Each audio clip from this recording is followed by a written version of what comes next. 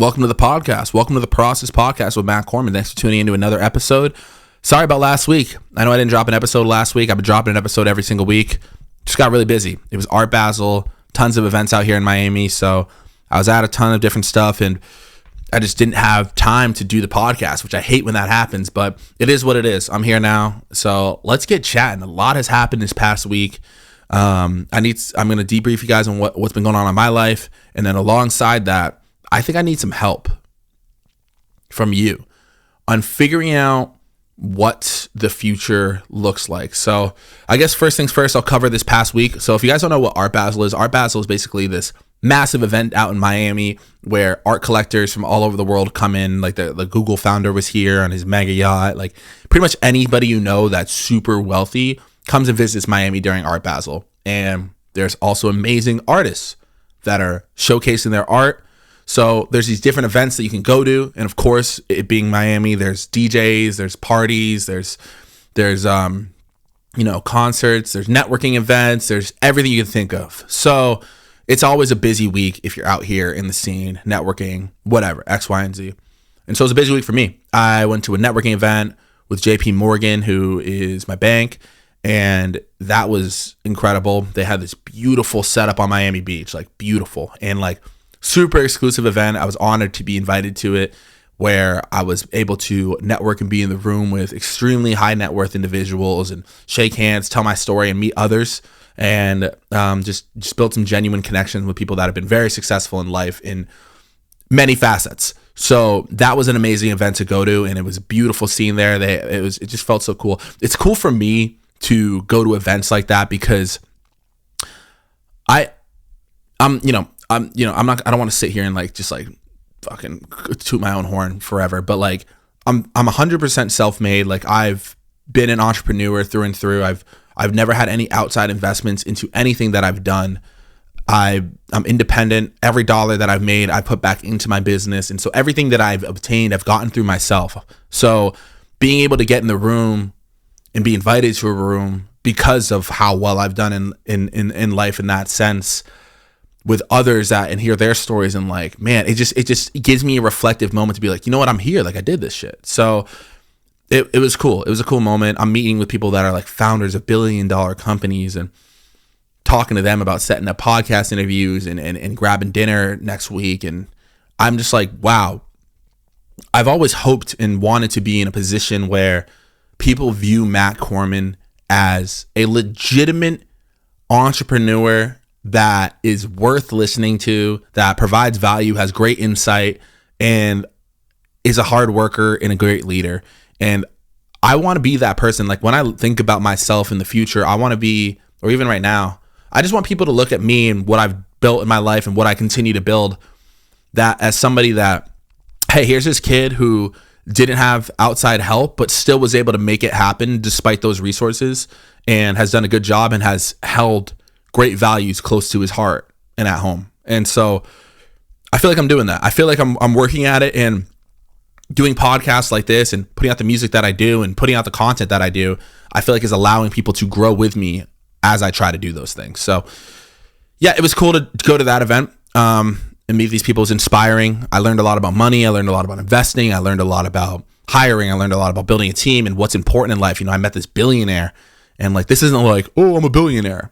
This is like, this guy's a billionaire, and you can look this up.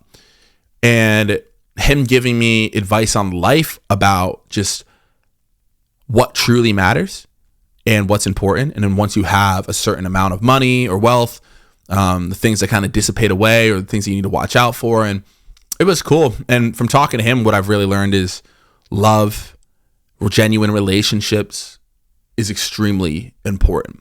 Having a relationship with God, a good, strong spiritual relationship, is absolutely important. And having your peace of mind and peace in your heart and your nervous system, a calm nervous system, and minimizing your stress is extremely important. And that's a theme that I saw amongst these extremely wealthy and successful individuals, that they all were striving for peace. They all were striving to be strong spiritually and have genuine connections and genuine relationships. Because when it's all said and done, you can have all the money in the world, but if you don't have your health and if you don't have relationships, you're just going to die very, very lonely and very sad with a very full bank. So that's something that I took away from it. And then also spending money on experiences rather than material things. You know, I'm not a big spender on material things. Like I say in one of my songs, I say, don't rock designer or Shein and Fashion Nova clothes. I spent my money on real estate in the Poconos. And I think that the mindset is right of when you are going to spend some sort of money, spending it on an experience, on a trip is everything. Like those memories are worth more. Like you could spend $10,000 on a Rolex, nice watch, bracelet, whatever it is. But you could also take $10,000 and spend it on a beautiful trip. A really like a $10,000 trip, you could do that and it would make incredible memories. And so that's also important too, to spend money on memories versus material things. But it was cool. Long story short, great event. Very cool to talk to those people. Also went to go see Black Coffee outside of Miami Courthouse. So Miami's so cool. It's one of the only cities where they threw a party, like a concert, outside of the courthouse in downtown Miami. And this place had thousands of people in the street, all gathered together, dancing, like there's food vendors. And then you know what's also interesting? It was a safe night. There was no fights. There was no, it was just amazing. That's something that I noticed about electronic music and the electronic crowd. Generally, they are the nicest people. They're the nicest people. And this is coming from a guy who, I'm a professional rapper, you know? I am. And when I go to hip hop shows, let me tell you, it's not the friendliest crowd. Like my crowd is very friendly. My audience, my people, like the MIH fam, we're all very friendly. We're all great. But when you go to like hard rap shows, it's not a friendly crowd. And a lot of people don't want to dance. People don't want to do anything. And it's very awkward. And you go to these EDM shows, it's house music. And it's like people are super receptive. People are there to genuinely have a good time and enjoy each other's company and just to let loose and dance and just be free for a little bit. And so I just noticed it and I was like, man, this is interesting. It almost made me want to pursue a full DJ career, you know, which is something that I don't see myself really doing. Even though I've been posting some electronic music under a pseudonym, Matty Corms. I don't know if you guys have tapped into that, but I've been dropping on Spotify. Like, let me check that out. And I'm dropping weekly releases. So all 2026, I'm going to be dropping electronic music. I have 252 monthly listens over there already. It's great. I've dropped 4 songs. And so I'm going to continue to drop EDM music as much as I can at the same time as I'm dropping my rap music, just because like it's cool to have side projects as well. You know, I'm a multifaceted person. I'm not somebody who's just going to sit and be just one thing. Like, that's probably why I'm doing the podcast. That's probably why I do like funny videos. Yeah. All right. So in total, I've had 1,000 streams across all my EDM songs already. Wow. That's pretty cool. But anyways, yeah, I've that's something that I want to bring up. The main point of this podcast though, is what I'm trying to figure out is, what the future looks like for me and for us, I guess. Like, hear me out.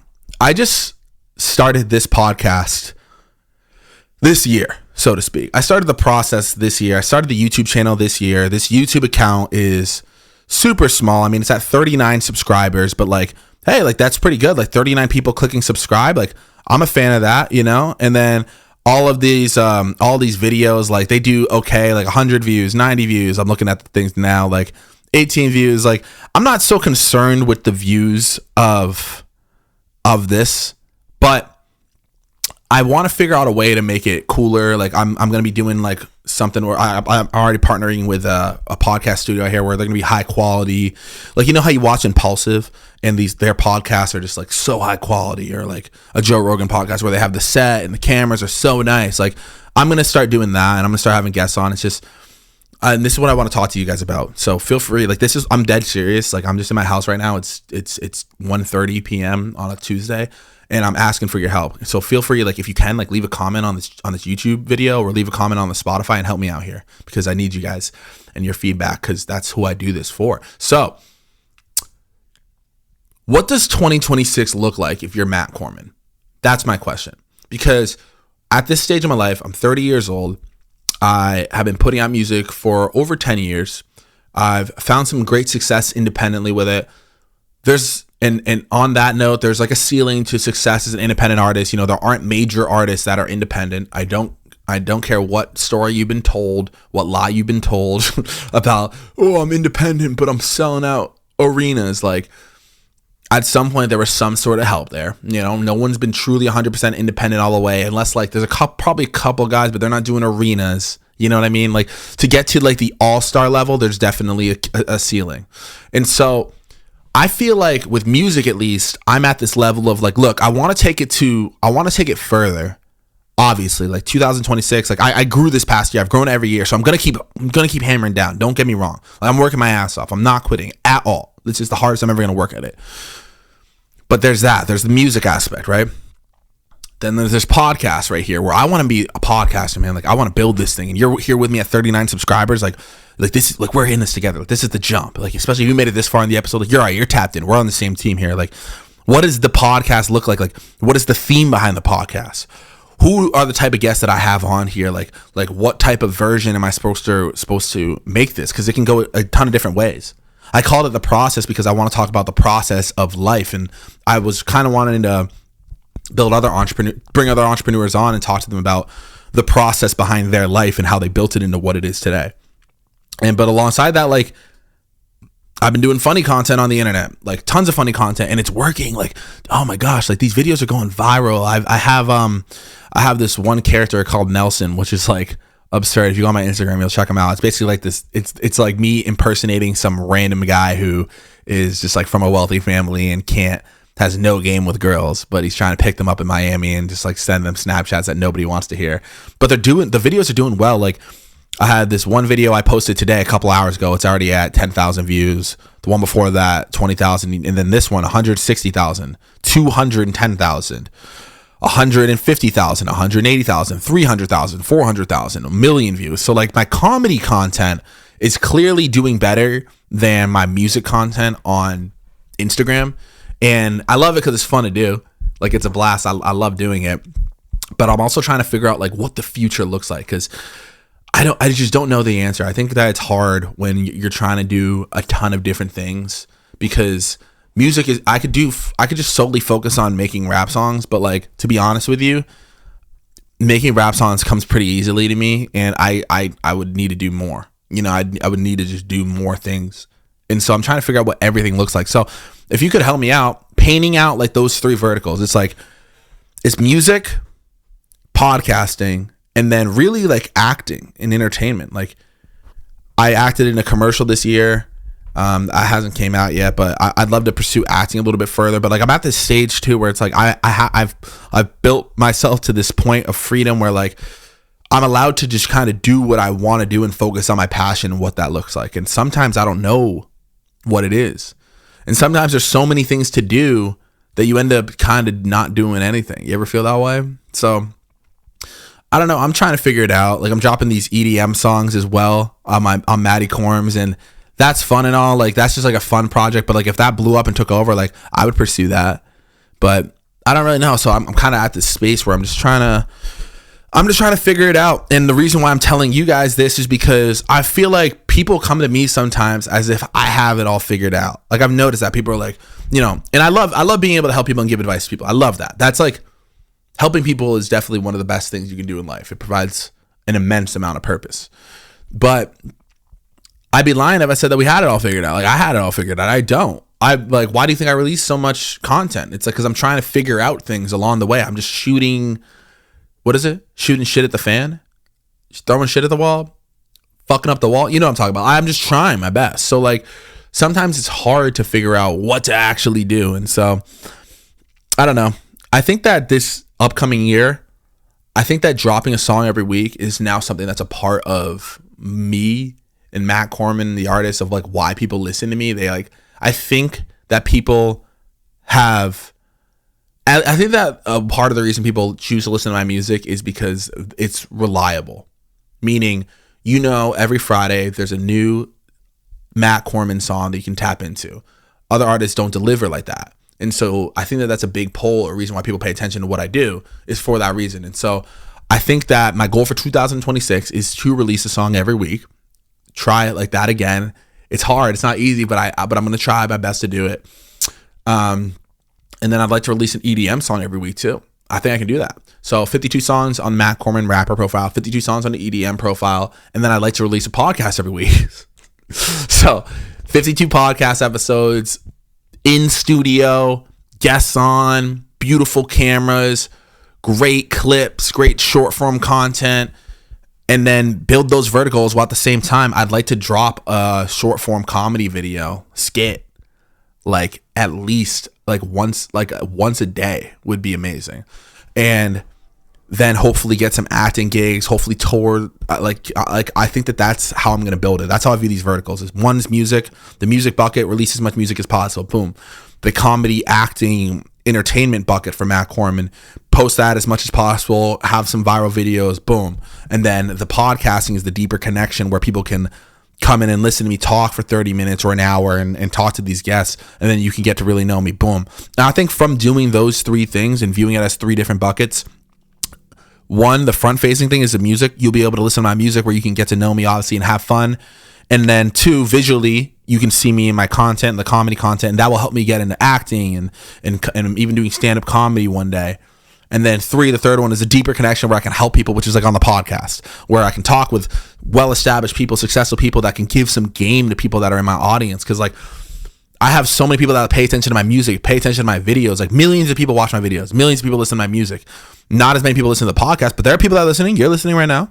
And I want to be able to provide value. I want to be able to help people. Like I want you to pick up and listen to the Process podcast and be like, damn, I learned some game from Matt Corman today, or this guest that he have on. That's like the coolest thing I can do in life, is like be able to help other people. And so that's three different buckets. And then the merch line. I have this merch line that I've been working on for a little bit, but it's hard to do everything. I'm a one-man team, if I'm being honest with you. I don't have a manager. I don't have an agent.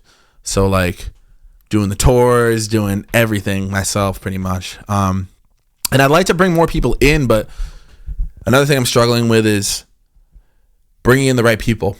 I feel like a lot of things that I've dealt with in life when I have people on my team is, one, they don't necessarily work as hard or as I'd like them to work, and it's reasonable because it's not necessarily their thing. Like Gary Vee always talks about how like if you're a leader, if you're like a boss, if you're a man, if you're the owner of your operation, don't expect your if you're the owner of your operation, don't expect your employees to want to work just as hard as you at your operation, because it's not their operation. It's like I have 100% equity in the Matt Corman brand. I'm obviously going to work hard, but everybody else has 100% equity in their own brand. So they're not going to work as hard at my brand because there just isn't enough bandwidth to work at their own thing and then my thing at the same time. So it's something that I've been thinking about a lot, is like, how do I bring in the right team? Like I'm bringing, like I have an engineer who mixes and masters my stuff. That's helpful in the process. I make my own artwork. These podcasts, like, look, I set up the camera, I'm editing the vocals so it sounds good, and then I'm distributing it. So like, I don't know.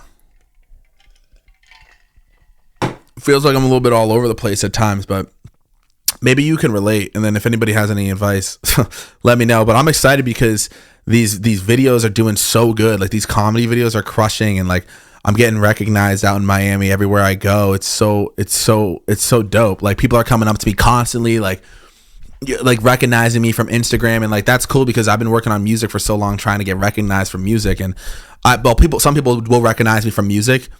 Way more people recognize me for comedy videos, and I think it's because music is audio. Like a lot of people listen, but that doesn't mean that they see my face. They only are with me for 2 minutes or 3 minutes, however long a song is. But with Instagram reels and comedy content, people feel like they're a part of you for like however long it is, over and over, and they become like, it's like a parasocial thing where like they like see my face, and it's like, all right, like I have an idea who this guy is, and like maybe also like maybe it's just more entertaining than music too. There's just a deeper connection, and so I'm going to try to focus my energy on that and on all things. But like, that's where I'm at. That's what 2026 looks like. I'm touring around the United States. Hopefully we're going to announce it soon. Me and Ollie Joseph are doing a tour again. We're doing the East Coast, West Coast, Midwest, and the South, and then Europe, hopefully going on tour. And then I have this other, I have so much going on, man. Oh my gosh, so much going on. But it's a blessing. It's a blessing. 2025 was a blessing. Like, got so much done. I held 1 million monthly listeners on Spotify consistently throughout the whole year. That hasn't happened before. The streams and listeners went up. Like, let's see how much my Wrapped is again. Like, let's look at the Spotify Wrapped here, and let's go over those numbers real quick. All right, 1 second. I'm loading this thing up here.